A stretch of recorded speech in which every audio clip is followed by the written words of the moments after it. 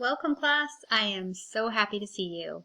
Let's get started on Acrostic Poems, Halloween version. All right, we'll take a peek at what acrostic poems are first. I did have a video up for you, but here's a little review. So an acrostic poem is a type of poetry where the first, last, or other letters in the line spell out a particular word or phrase. The most common and simple form of an acrostic poem is where the first letters of each line spell out the word or phrase. Each word or phrase must relate to the word you chose. It sounds complicated, but when you see it, I think it'll make more sense to you. Here are some examples. For example, spring. You can see the word spring lined up perfectly down the side. Each letter starts a new sentence or phrase or word. So the letter S is going to actually begin the word that you're starting with. So sun is shining bright. Sun is shining bright has to do with spring. It's related to it. It's related to that topic. So the P, perfect warm weather, that is also related to that topic. R, rain showers, related to spring. Do you see how each of these phrases or sentences are related to spring? I play soccer outside. No snow. Go bike riding. Now, go bike riding, you'll notice, isn't a perfect sentence. I noticed that it doesn't really have a subject. That's okay.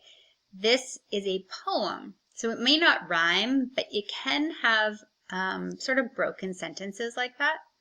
Summer, we have smearing on sunscreen, under the umbrella for shade, melting popsicles. So they all have to relate with that word going down.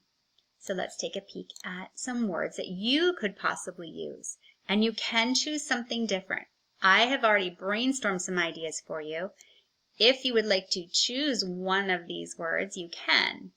You can pause the video right now, take a peek at what these different Halloween themed words are, and write one down. You can use your writing journal, the blue one with the dog on it, so that you can do a rough draft. So pick a word, pause the video, pick a word, and once you've chosen your word, and keep in mind, you can use a different Halloween themed word. But I am going to challenge you. You have to use a word that's at least 5 letters long. So cat is not going to be one of the words that you can use, okay? So you have to use a word that's at least 5 letters long. Now here's an example of what you're going to end up doing. You are going to draw a ghost. And in your ghost, you're going to write your word. And then next to each letter, you will write something that has to do with that word. So scary is the word that I have here. So each of these has to do with scary. So S could be spooky haunted houses. C could be creeping around at nighttime. Okay, so these all should have to do with scary. Here's another example. Costume. If I used costume, I would have to make sure that every one of those letters had to do with some kind of costume. Okay, so you could think of a letter that starts with think of a word that starts with that letter. Halloween, that might be the easiest one, even though it's the longest one. Easiest because anything that has to do with Halloween can be used for these letters. H, haunted house. A, you could say, all the candy you can eat. Okay? All right, so those are some ideas. Here's what you're going to be doing, and I'm going to show you how in a second. You're going to pick a Halloween word, like I said. Think of things that are related to that word. Remember, it has to start with the letter. You can always pause on this slide if you need to see what to do, and write the draft in your journal. You're going to make a ghost, and I'm going to show you that in a second. Then you write your acrostic poem on the ghost. The last step is really fun because you're going to record a little video on Padlet, and it's going to be just you reading your acrostic poem for the class and then showing us your ghost. So let me show you what we're going to do here. So, oh, it's not letting me move it all the way in. Let me try again. There we go. I'm going to show you a quick little sketch of what you can do. Now, you're going to need white paper and a pencil. I always use pencil because if I make a mistake, I can erase it and try again. If I use a marker right away, I can't do that. So if I wanted to draw my ghost, I'm going to use all my paper, the whole thing. Now you can't see my whole paper. My whole paper goes all the way down here. But I'm going to draw a ghost. Draw however you want your ghost to be. It could be a Pac-Man ghost or a spooky ghost. I'm just going to do a simple outline of a ghost. I don't know if you can even see this.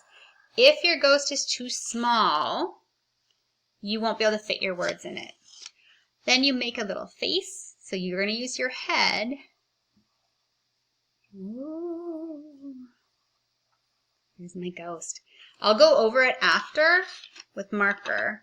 I'll use a little thin black marker, or you could use a crayon or something, but make it darker. So down here, I'm going to write my words.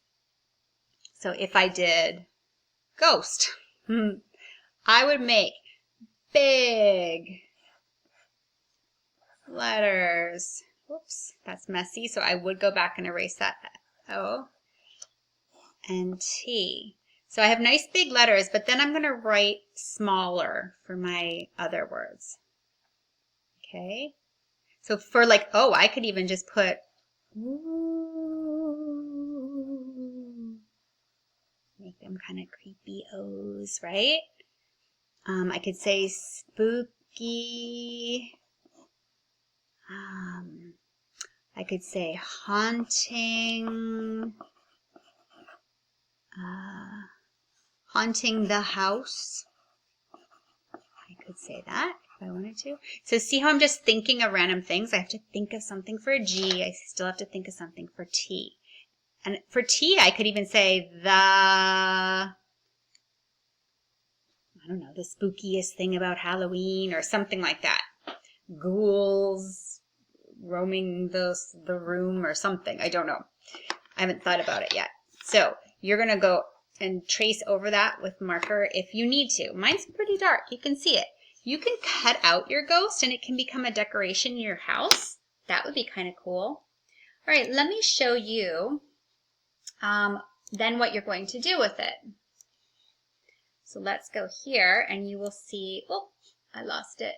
Sorry, I'm trying. It's not working for me here. All right, ready? Let's see if I can get this to fit. Okay, can you see that? So this is what you'll see for language arts. And you will watch this little video. It's just kind of a little video explaining acrostic poems. What to do. This is where my video will be, but it's not there yet because I'm recording it right now. So I will put it in there when I'm done recording this. Then you're going to go here. This is where you're going to share your poem on the Padlet. So you know how Padlet works. You'll click on that plus sign. You will, for your title, what I would like you to put is your name. And the reason I want you to put your name is because you guys always come up as anonymous, and I want to make sure we know who wrote it. Okay, mine doesn't come up as that because it's my account, but I would put Mrs.Hetrick. Now, over here, you see these dots? Click on that. You see all these things here? I see film. You see that? And I scroll down, film. So hi, here I am. I would use this video booth and I would record myself reading my acrostic poem. Okay, so I would just read it to my friends. And then like, oh, whatever I said end up with the G. I would say ghouls roaming the room or haunting the house. Ooh, spooky. Too many creepy things. And I would show everybody my ghost. Okay? And then you can say, adios, farewell, auf Wiedersehen, au revoir, sayonara, however you would like to say goodbye. and you will end it. So remember, you have to click that little video button before so you can record it. And then you'll be able to click end. I don't want to record it right now. All right, so that's it. I think you guys can handle this. I think it's going to be so cool seeing your acrostic poems. Keep it simple. Don't get all flustered if you're having trouble figuring out a word.